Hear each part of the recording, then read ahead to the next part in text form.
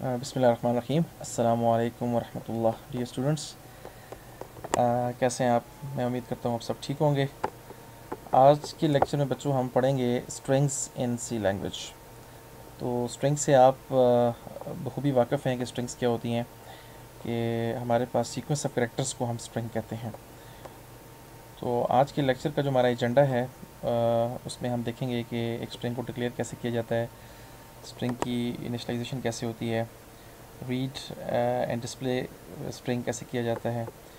हमारे पास सी के अंदर जो है स्ट्रिंग डॉट एच के अंदर बहुत से बिल्ट इन फंक्शंस हैं स्ट्रिंग को हैंडल करने के लिए। वो क्या है उनको देखेंगे हम लोग। अगर हम स्ट्रिंग जो है वो अगर फंक्शंस को पास करते हैं तो हाउ वुड डू दैट, इसके बारे में डिस्कशन होगी। मेमोरी में जो हमारे पास स्ट्रिंग्स होती हैं, how they will handle in in memory, and उनकी मेमोरी में जो स्ट्रक्चर होता है वो कैसे होता है, और what are strings and their needs, इसको भी हम देखेंगे। स्ट्रिंग्स क्या है और इसकी ज़रूरत क्या है। Suppose you want to store the details of several employees such as their names, address and qualifications। जैसे आप स्टूडेंट्स हैं तो अगर मैं आपका नाम स्टोर करना चाहूँ, आपका एड्रेस स्टोर करना चाहूँ, आपकी क्वालिफ़िकेशन क्या है, तो ये ऐसी इन्फॉर्मेशन है जिसको मैं, जिससे पहले जो हम पढ़ते आ रहे हैं कि करेक्टर्स के, सिंपल करेक्टर्स के साथ या इंटीजर के साथ या फ्लोट या किसी और डाटा टाइप के साथ हम इस तरह की इन्फॉर्मेशन को स्टोर नहीं कर पाते। So it is pretty obvious that we cannot use any other data except strings, as these records contains more than one letters। जैसे नेम है आपका तो उसमें एक करेक्टर तो नहीं होता, तो मोर देन वन करेक्टर्स होते हैं, बस उसमें स्पेस भी आती है बीच में।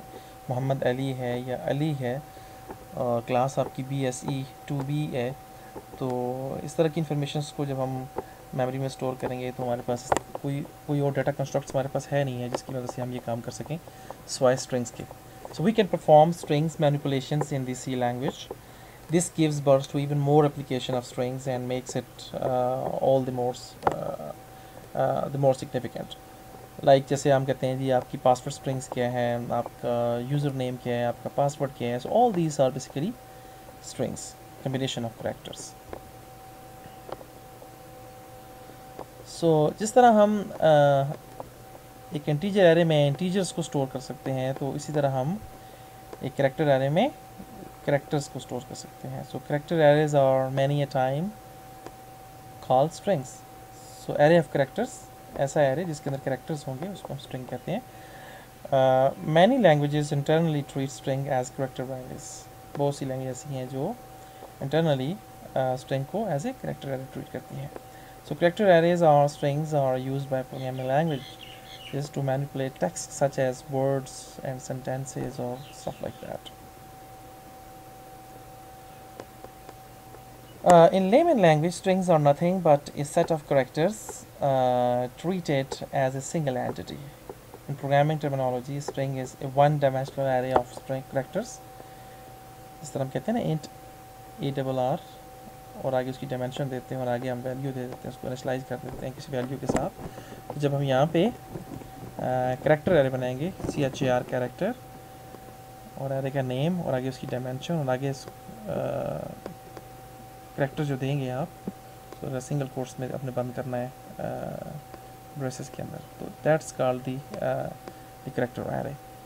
That's enclosed with in double quotes. अगर आपने ब्रेसेस नहीं लगानी तो सिंपल कोई नाम लिखते हैं, रब नवाज लिख देते हैं, तो उसको आपने डबल कोट्स में बंद कर देना और सेमीकोलन लगा, तो इसको हम स्ट्रिंग कहते हैं। So terminated with in null character, all the strings are terminated with in null character, that is /0 automatically by the C compiler.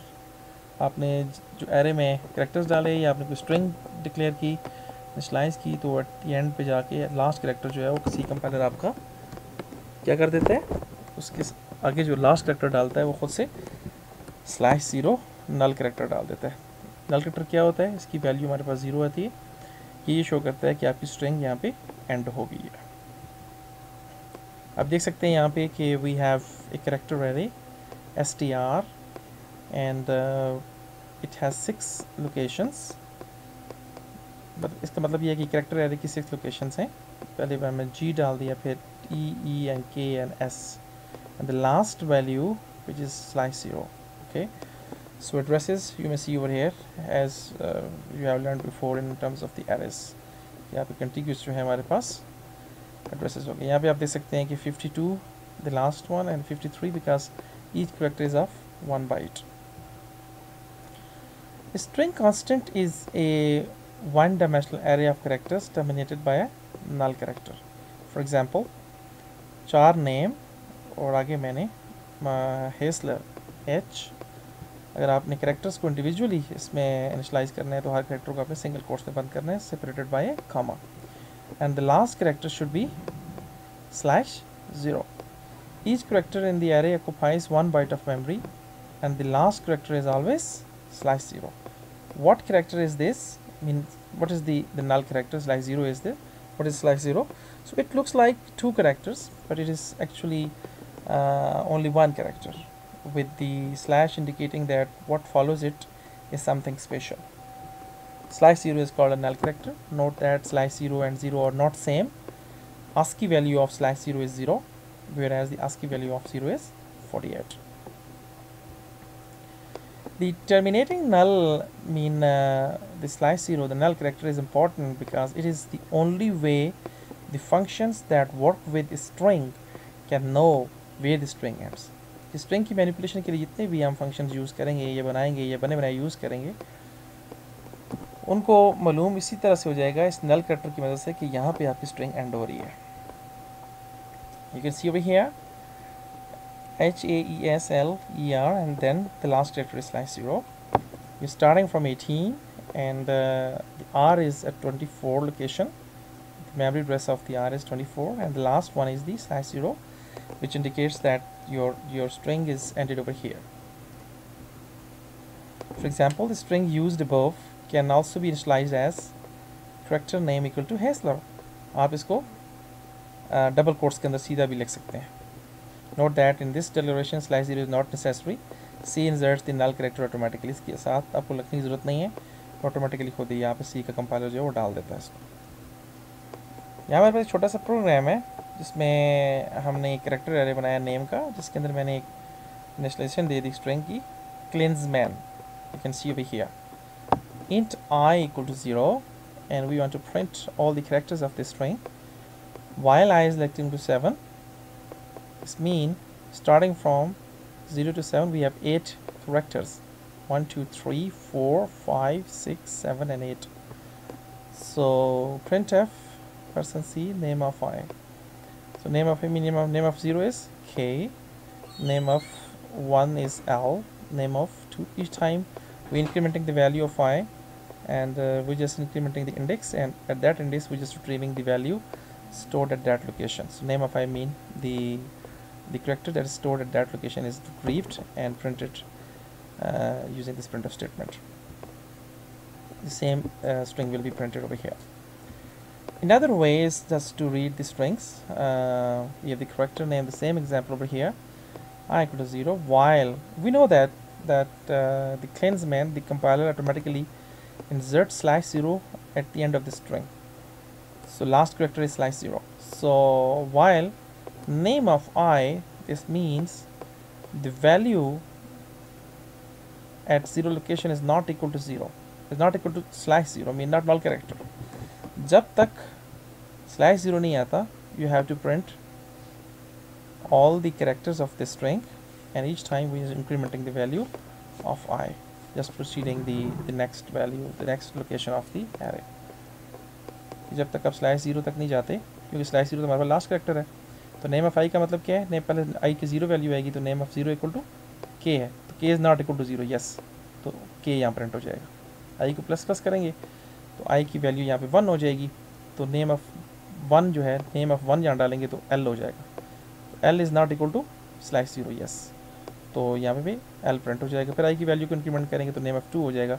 इस तरह करते करते करते नेम ऑफ 1 2 3 4 5 6 7 8, जब नेम ऑफ 9 करेंगे यहाँ पे हम लोग, तो उसके ऊपर /0 पड़ा होगा, /0 इज़ नॉट इक्वल टू /0, तो फॉल्स हो जाएगा, तो आप बाहर आ जाएंगे. तो आप जब इस लूप से बाहर आएंगे तो ऑटोमेटिकली आपके पास cleansman का जो स्ट्रिंग है वो प्रिंट होकर आ जाएगा.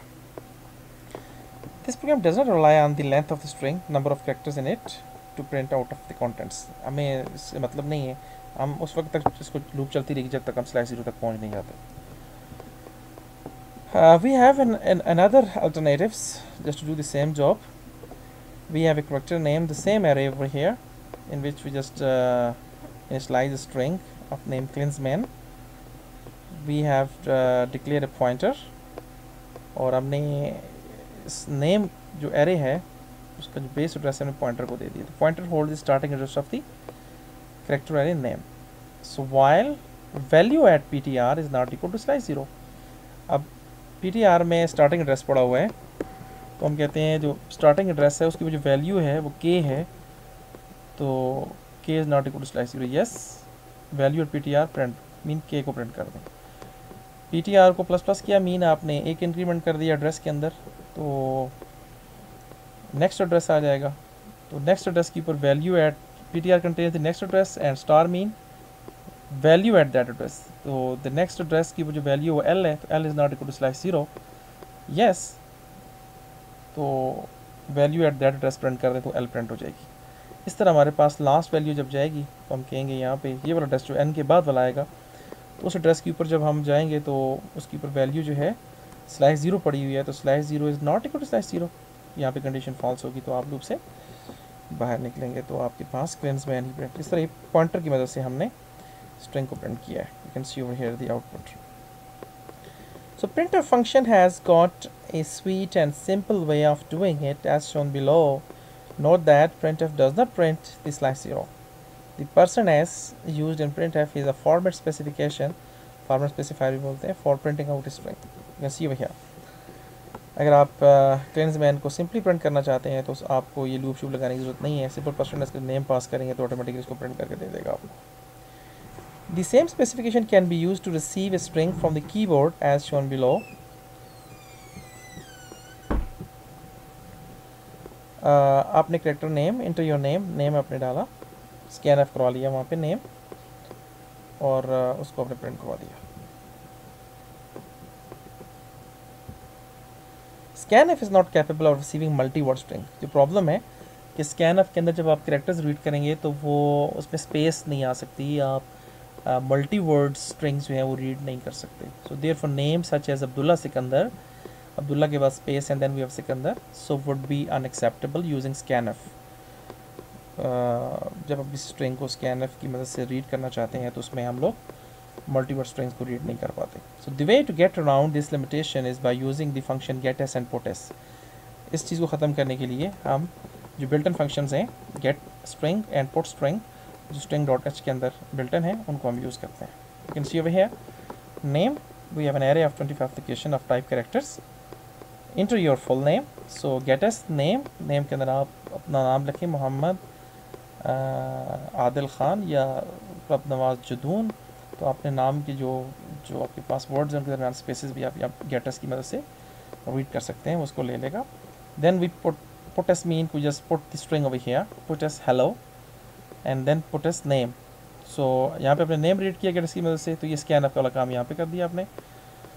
पुट एस हेलो मीन ये हेलो प्रिंट कर देगा. हेलो के फ़ौरन बाद आपके पास नेम जो आपने यहाँ पे रीड किया है, आपने अब्दुल्ला सिकंदर रीड किया या आपने जो भी रीड किया तो आपको यहाँ प्रिंट करके दे देगा. So standard library string functions क्या है हमारे पास. स्ट्रिंग डॉट एच के अंदर जो है हमारे पास हेडर फाइल है, उसके अंदर कुछ बिल्ट इन फंक्शंस हैं, lot of built in function for string processing.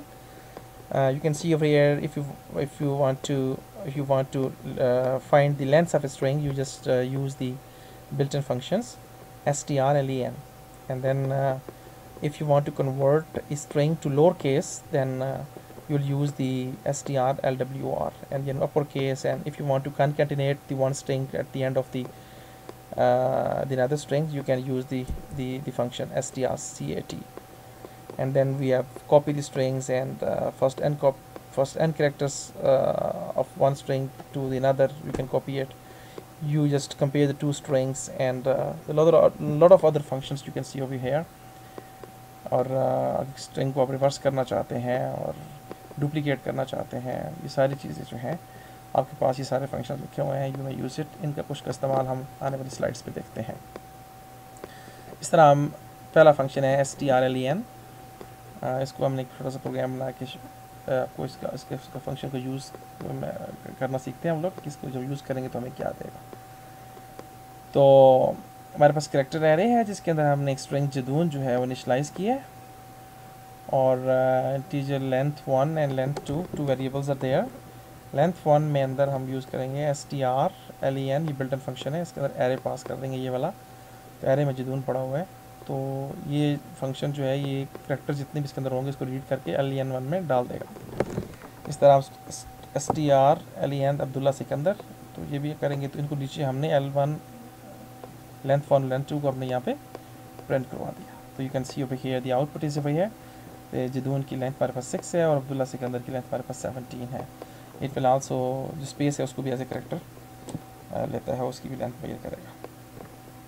String copy, this function copies the contents of one string into another. अगर हम एक स्ट्रिंग के कंटेंट्स को कॉपी करके दूसरी स्ट्रिंग में डालना चाहते हैं तो वी यूज़ दी strcpy।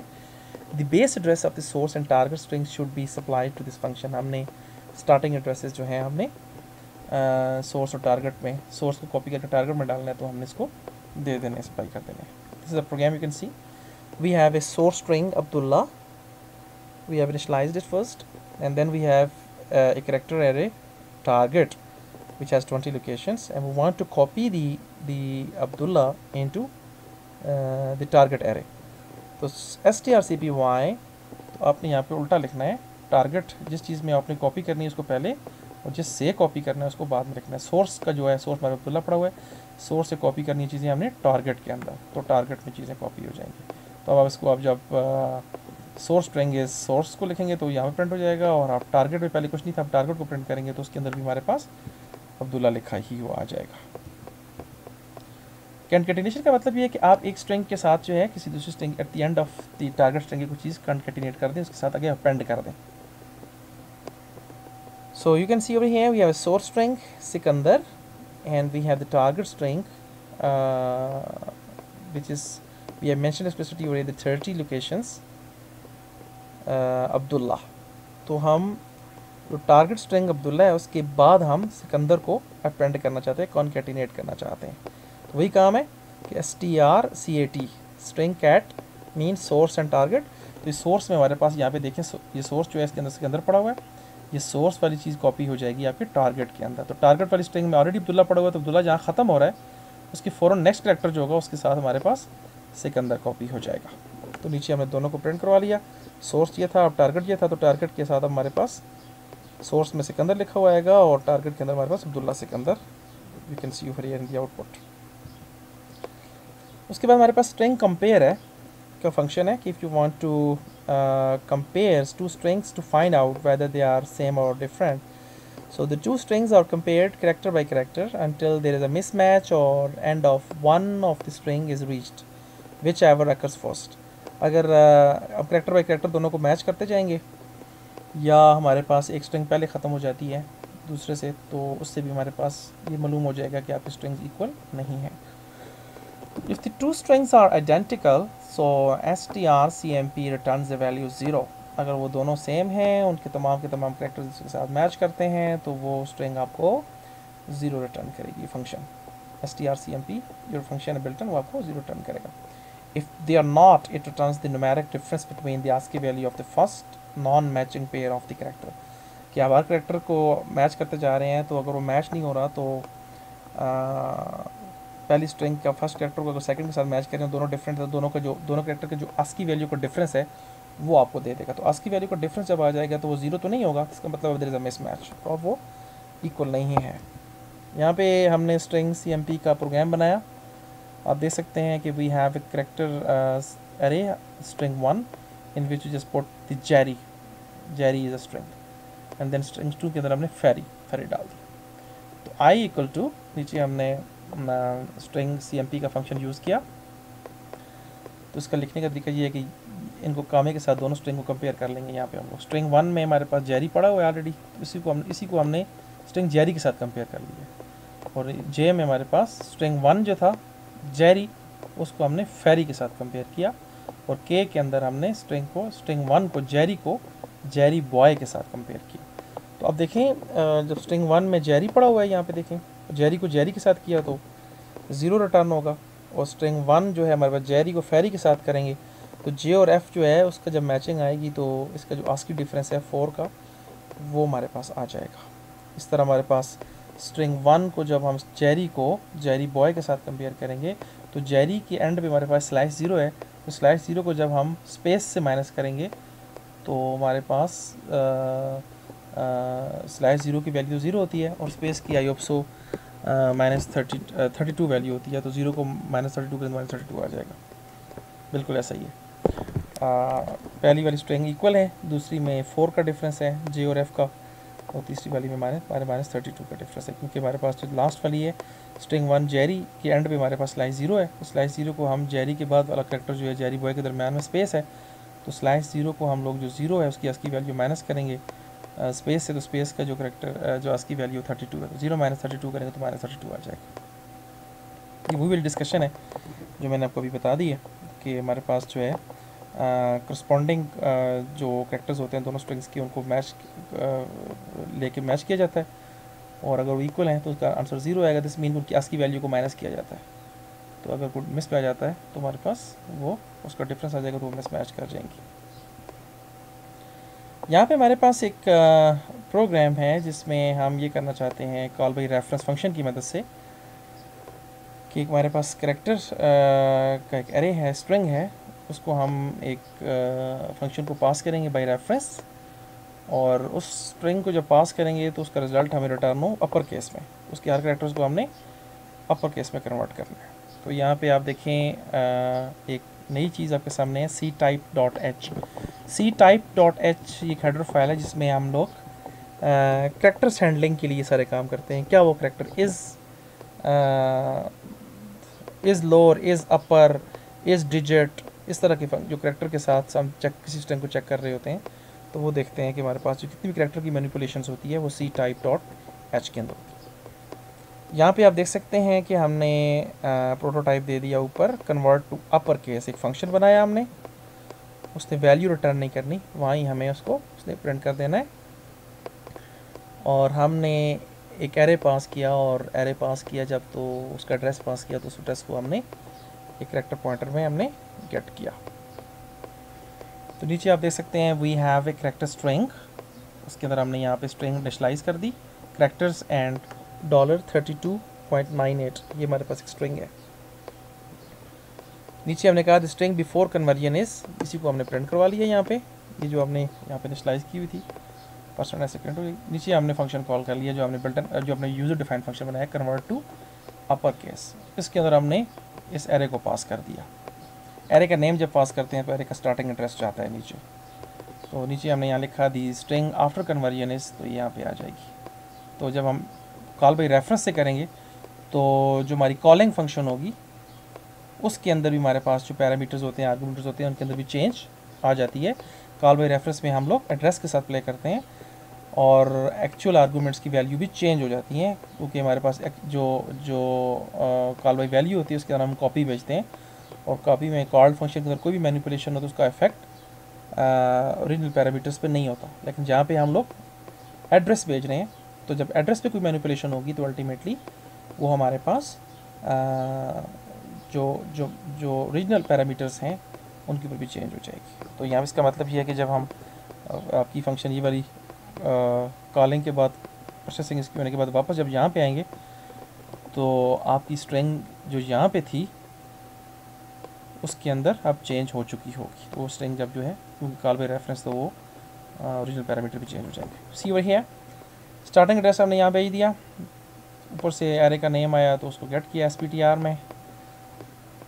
नीचे हमने कहा जी कि value at SPTR is not equal to /0। पीछे हमने ये एग्जांपल देखी है स्टार्ट पे कि हम लोग देखते हैं जी पॉइंटर की मदद से हम किसी भी स्ट्रिंग को कैसे रीड करते हैं। तो same the base over here कि value at SPTR starting address के ऊपर जो वैल्यू है वो C है, C is not equal to /0। Yes, तो वो जो वैल्यू उस एड्रेस के ऊपर पड़ी हुई है C है, अगर वो लोअर है, इज़ लोअर का फंक्शन बिल्टन है जो ctype.h के अंदर है, वो कहता है इज़ लोअर स्टार SPTR, क्या value at PTR mean SPTR की value at the address starting address of the array, अगर वो लोअर केस है तो आप उसको टू अपर, उस वैल्यू के ऊपर, ड्रेस के ऊपर जो वैल्यू पड़ी है उसको अपर में कन्वर्ट करें। ये भी बिल्ट इन फंक्शन है टू अपर, और आप उसको उसी ड्रेस के ऊपर अपडेट कर दें, वैल्यू एट SPTR पे अपडेट कर दें। तो लोअर आई तो उसको अपने वहाँ पे अपर फंक्शन यूज़ करते उसको वहाँ पे अपडेट कर दिया। तो आपने वहाँ इसके इफ़ के बाद आएंगे तो आपने PTR को इंक्रीमेंट करेंगे, PTR के अंदर ड्रेस पड़ो तो ड्रेस को इंक्रीमेंट करके तो नेक्स्ट लोकेशन पे चले जाएंगे। तो इस तरह हमारे पास जो है सारे के सारे करेक्टर्स ऊपर से आते रहेंगे, और उनके ऊपर जो वैल्यू /0 जब तक लास्ट करेक्टर नहीं आता, उन तमाम करेक्टर्स को वो यहाँ पे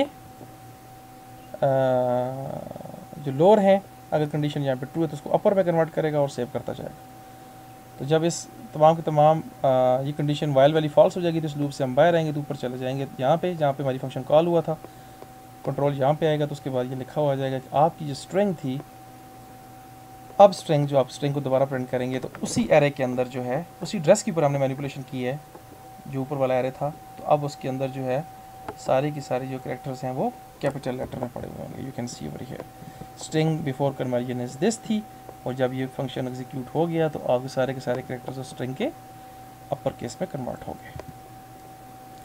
यहाँ हमारे पास एक प्रॉब्लम है कि नॉर्मली हम जब पासवर्ड सेट कर रहे होते हैं, किसी भी जगह पे कोई लॉगिन बना रहे होते हैं, साइन अप हो रहे होते हैं, तो अक्सर औक़ात वहाँ पे उस साइट्स की या उस सिस्टम की कुछ रिक्वायरमेंट्स होती हैं कि आप अपना पासवर्ड जो है जब सेट कर रहे हो तो उसको आपने इस तरीके से सेट करना है, जैसे आपकी पासवर्ड स्ट्रिंग के अंदर जो है वो सारे लोअर केस नहीं होने चाहिए, एक आध कोई अपर केस होना चाहिए, कोई डिजिट होनी चाहिए, कोई स्पेशल सिंबल होनी चाहिए। तो हम एक ऐसा पासवर्ड सेट करना चाहते हैं जिसमें आपके पास पासवर्ड स्ट्रिंग है, उसके अंदर कोई एक आध लाजमी जो है at least one character should be an upper case letter, this should be a 1 digits और may be more than 1 digits, and this should be a special symbol. यहाँ पे हमने एक्सप्लिसिटली कह दिया है वो स्पेशल सिंबल सिर्फ डॉलर ही होनी चाहिए, किसी भी लोकेशन पे हो लेकिन डॉलर हो। तो पासवर्ड स्ट्रिंग को जो है आपने रिप्लेस करना है स्टार के साथ। इस प्रोग्राम को हमने बनाना है। इसके सोल्यूशन को देखते हैं यहाँ पे कि यहाँ पे हमने वही ctype.h, string.h, standard library.h, studio.h, और यहाँ पे एक चीज़ नहीं है max size 100 हैश डिफाइन। तो आप यहाँ पे एक वेरिएबल है मैक्स साइज़ का जिसको हमने प्री प्रोसेसर डायरेक्टर्स भी बोलते हैं इसको, कि हमने यहाँ पे डिफ़ाइन कर दिया है कि उसकी वैल्यू जो है मैक्स साइज़ का, अगर वेरिएबल कहीं भी हमारे प्रोग्राम में यूज़ होता है तो उसकी वैल्यू हमने डिफ़ाइन कर दी है, वो 100 होगी।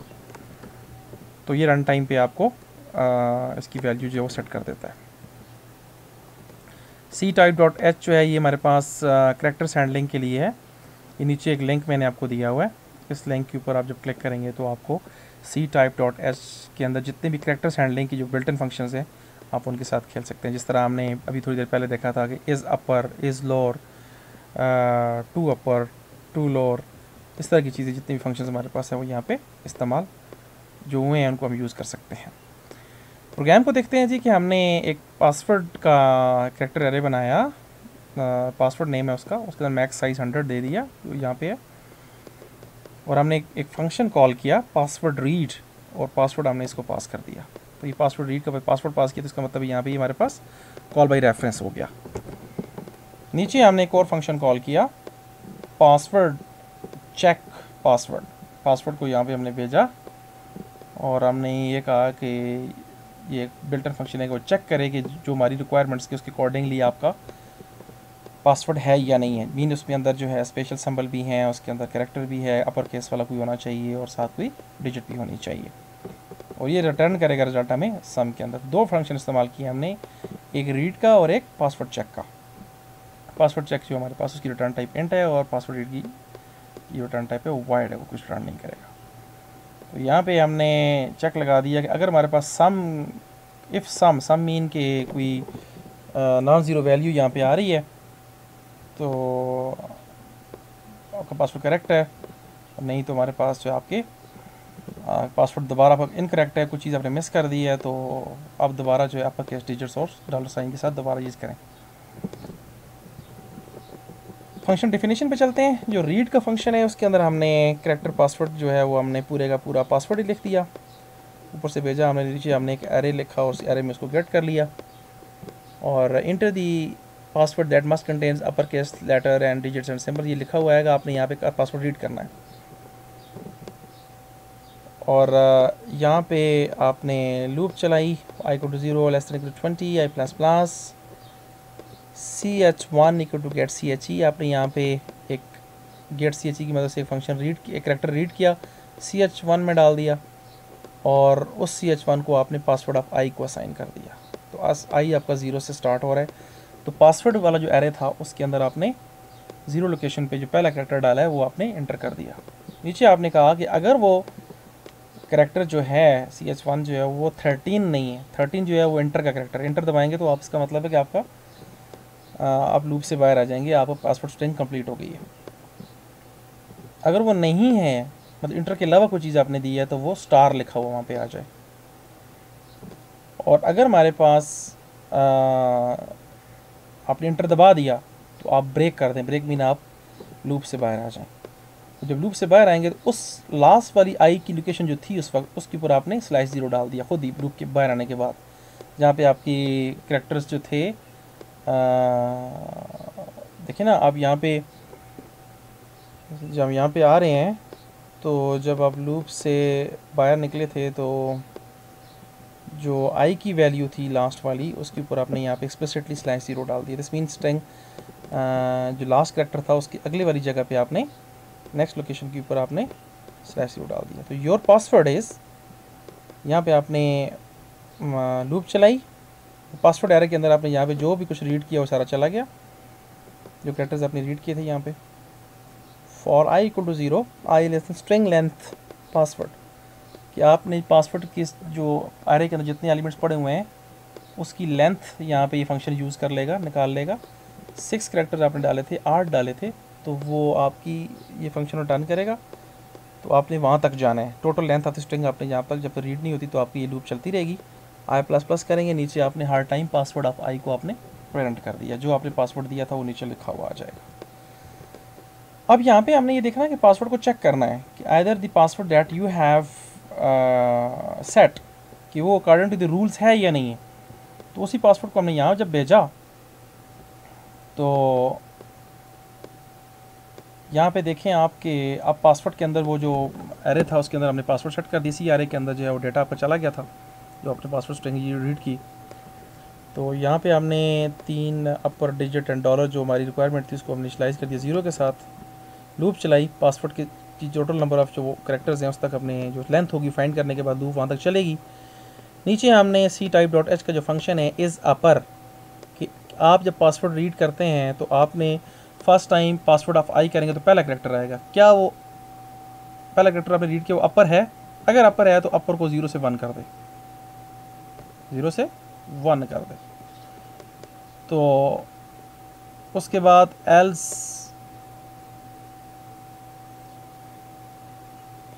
अगर आपका नेक्स्ट कैरेक्टर जो अगर वो कैरेक्टर अपर नहीं था तो उसका मतलब है चेक करते हैं डिजिट है, तो डिजिट्स जो है हम लोग अगर डिजिट आ गई है तो उसको फिर डिजिट को 1 कर दे। आने वाला कैरेक्टर अगर अपर था तो अपर की वैल्यू को 1 कर दे, 0 से 1 इंक्रीमेंट 1 कर दे, अगर डिजिट है तो 1 कर दे। और अगर हमारे पास पासवर्ड उस लोकेशन पे अगर डॉलर सिंबल आ गया तो इसका मतलब डॉलर वाली जो वेरिएबल है उसकी वैल्यू को भी 1 कर दे। तो ये इस तरह आई की वैल्यू जो है ना यहाँ से इंक्रीमेंट होती रहेगी हमेशा। हर आने वाला कैरेक्टर जो पासवर्ड ऑफ आई का है उसको हम इज़ अपर इज़ डिजिट और उसको ये चेक कर रहे हैं वो क्या वो वाली वैल्यू उसके अंदर डॉलर वाली है या नहीं है। तो जब इनमें से एक कैरेक्टर भी हमारे पास अपर वाला आ गया तो उसकी वैल्यू 1 हो जाएगी, ठीक है। तो नेक्स्ट टाइम अगर कोई और कैरेक्टर अपर आ जाता है तो फिर वैल्यू 1 ही होगी, उस अपर को 1 ही कर देगा, अपर की 1 हो जाएगा। तो हमने एक्सप्लिसिटली 2 नहीं करें क्योंकि हम 2 नहीं कर रहे हैं यहाँ पे, हर बार अपर के केस में 1 किया, 0 से हमने 1 कर दिया, पहले ये 0 था। अगर कोई डिजिट 1 आई है तो 1 होगा, 2 आई है तो 1 होगा, ये 1 हो गया। और अगर पासवर्ड स्ट्रिंग के अंदर कहीं भी हमारे पास डॉलर का सिंबल आ गया है तो उसको 1 कर देगा। इनमें से अगर कोई एक भी 1 नहीं हुआ, मिसाल के तौर पर डॉलर सिंबल आपने दिया ही नहीं, पूरी स्ट्रिंग में से कोई डॉलर सिंबल नहीं है, तो क्या होगा, डॉलर की वैल्यू वहाँ हमारे पास 1 कभी भी नहीं होगी, वो 0 ही रहेगी। तो जब हमारे पास upper and digit and dollar return हम क्या कर रहे हैं कि 1 एंड 1 एंड 1, अगर सारी चीज़ें सही हैं तो सबकी वैल्यू 1 जाएगी ना, तो इनके दरम्यान एंड का ऑपरेटर तो 1 जाएगा, रिटर्न 1 हो जाएगा। तो जब रिटर्न 1 होगा तो ये चेक वाला जो पासवर्ड था वो सम में चली जाएगी वैल्यू, सम इक्वल टू, हमने कहा था सम इक्वल टू मैन के अंदर पासवर्ड चेक, और हमने पासवर्ड को पास किया था, तो सम में हमारे पास वैल्यू 1 चली जाएगी। तो अगर 1 चली गई है तो हम कहते हैं, अगर हमारे पास वैल्यू 1 है तो हम कहते हैं पासवर्ड इज़ करेक्ट, अगर 1 नहीं है तो पासवर्ड करेक्ट नहीं है, आप दोबारा कॉल करें। तो जहाँ पे आपकी वैल्यू 1 नहीं है तो आप यहाँ पे कह सकते हैं, यहाँ पे इस printf के फ़ौरन बाद आप दोबारा जो है पासवर्ड रीड का फंक्शन कॉल कर लें यहाँ पे ही, तो दोबारा आपसे वहाँ उसी स्क्रीन पे ही पूछ लेगा कि आप दोबारा पासवर्ड रीड कर लें। ये प्रोग्राम हमने यहाँ पे शायद बनाया है मैंने, उसी की आपको मैं मैनिपुलेशन दिखाता हूँ। ये देखिए आप आपके सामने इसको हम चलाते हैं यहाँ पे, ओके। वो कहता है enter password that must contains upper case letters, digits and a dollar sign. तो मैं कहता हूँ जी कि सॉरी मिस्टेक हुई है, दोबारा रन करते हैं। तो हम यहाँ पे पासवर्ड स्ट्रिंग सेट करते हैं,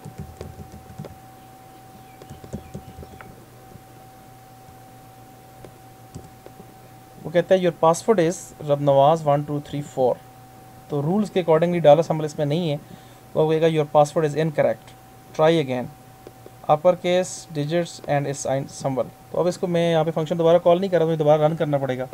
तो अगर मैं यहाँ पे मैंने देखिए इसके अंदर जब यहाँ पे आएंगे, इसको अगर इस फंक्शन को मैं यहाँ पे कॉल दोबारा कर लेता हूँ, इसी फंक्शन को यहाँ पे, तो इसको जब मैं अब चलाऊँगा तो ये मुझे गलती करूँगा तो दोबारा मुझसे कहेगा। मैं कहता हूँ जी ASDF 1234 एंड $8, ये मुझे कहेगा your password is ASDF 1234 and $। तो योर पासवर्ड इज़ करेक्ट। इस मीन कि इसके अंदर कैपिटल भी है, इसके अंदर लेटर्स भी हैं, इसके अंदर डिजिट्स भी हैं और इसके अंदर डॉलर सिंबल भी है। तो हमारी रिक्वायरमेंट के मुताबिक ये पासवर्ड स्ट्रिंग ठीक है। अब इसको मैं दोबारा रन करता हूँ, मैं कहता हूँ ASDF 1234, अब मैं डॉलर सिंबल नहीं देता तो ये मुझे कहेगा कि your password is incorrect, try again, upper case digits and a symbol. तो मुझे फिर नीचे फिर दोबारा मुझसे पूछा, मैंने फंक्शन दोबारा कॉल कर लिया था, inter password that must contains this. तो अब मैं दोबारा इसको सही पासवर्ड देता हूँ, ASDF 1234 and a dollar symbol. तो हम जब इसको इंटर करेंगे तो अब आपको कहेगा your password is this one and this password is correct. तो इस तरीके से हमारे पास ये काम करेगा।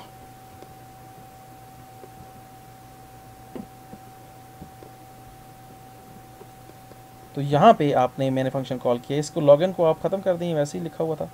इस printf के फ़ौरन बाद इंटर मार के यहाँ पे आएँ और यहाँ पे आके आपने पासवर्ड अंडरस्कोर रीड पासवर्ड इसको कॉपी करके यहाँ पे डाल दें आप इस जगह पे।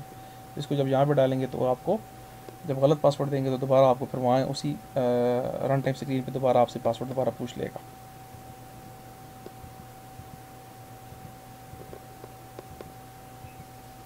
तो जब मैंने इसको रन किया तो ये हमारे पास ASDF 1234 तो इसमें ट्राई अगेन करें तो दोबारा मैंने पासवर्ड इज़ इनकरेक्ट, दोबारा मैंने इसको दिया तो हमारे पास ये पासवर्ड ठीक था, तो ये पासवर्ड इज़ करेक्ट, इसकी आउटपुट आ गई है।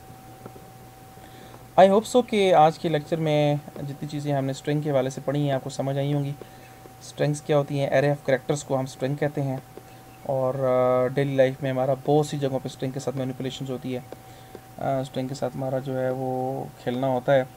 हम जब किसी भी बंदे के बारे में कोई भी इंफॉर्मेशन स्टोर करते हैं, उसका नाम क्या है, उसकी एज क्या है, उसके फादर का नेम क्या है, उसकी क्लास का नाम क्या है, उसको डोमिसाइल कौन सा, सिटी कौन सा है, तो बहुत सी ऐसी इन्फॉर्मेशन होती है जहाँ पे हमने कम्बिनेशन ऑफ कैरेक्टर्स लिखने होते हैं, वर्ड्स लिखने होते हैं। तो वर्ड्स की मैनिपुलेशंस के लिए हमारे पास सी लैंग्वेज के अंदर स्ट्रिंग्स होती हैं, तो एरे ऑफ कैरेक्टर्स को हम स्ट्रिंग कहते हैं, ठीक है। और स्ट्रिंग के अंदर जो है सी कंपाइलर आपका जो लास्ट पे ना स्ट्रिंग जहाँ पे एंड हो रही होती है वहाँ पे आपको एक स्पेशल कैरेक्टर डाल देता है जिसको हम /0 बोलते हैं, इसको नल कैरेक्टर भी बोलते हैं।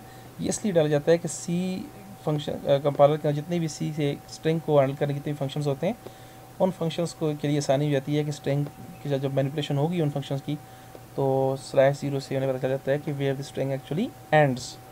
और हमने स्ट्रिंग के बहुत से बिल्ट इन फंक्शन भी देखे, उनका इस्तेमाल भी देखा, बहुत से छोटे छोटे प्रोग्राम बना के भी चेक किया हमने उनको, और साथ ही साथ हमने स्ट्रिंग को कॉल बाई रेफरेंस से भी चेक किया, फंक्शन के अंदर इस्तेमाल किया उसको, और साथ ही साथ हमने एक छोटा सा प्रॉब्लम भी देखा कि अगर हम कोई पासवर्ड की स्ट्रिंग है वो सेट करना चाहते हैं according to some certain rules, तो वो भी हमने फंक्शन की मदद से चेक किया।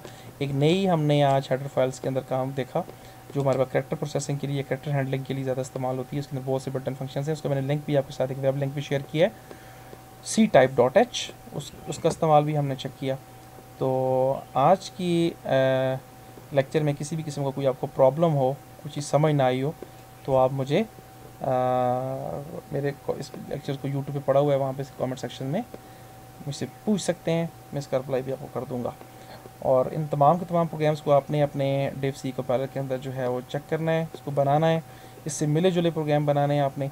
जितने फंक्शंस हमारे पास जो बिल्टन हैं वो रह गए हैं, वो बुक के अंदर दिए हुए हैं, आपने उनको चलाना है और उनसे रेलेवेंट जितने प्रोग्राम आप बना सकते हैं बनाएं, ताकि आपको तमाम के तमाम बिल्टन फंक्शन के साथ आपकी अवेयरनेस हो जाए, आपकी अंडरस्टैंडिंग हो जाए कि वो किस तरह इस्तेमाल होते हैं, उनका सेंटिक्स क्या है और उनको हम किन किन स्पेसिफिक सिनेरियो में इस्तेमाल कर सकते हैं।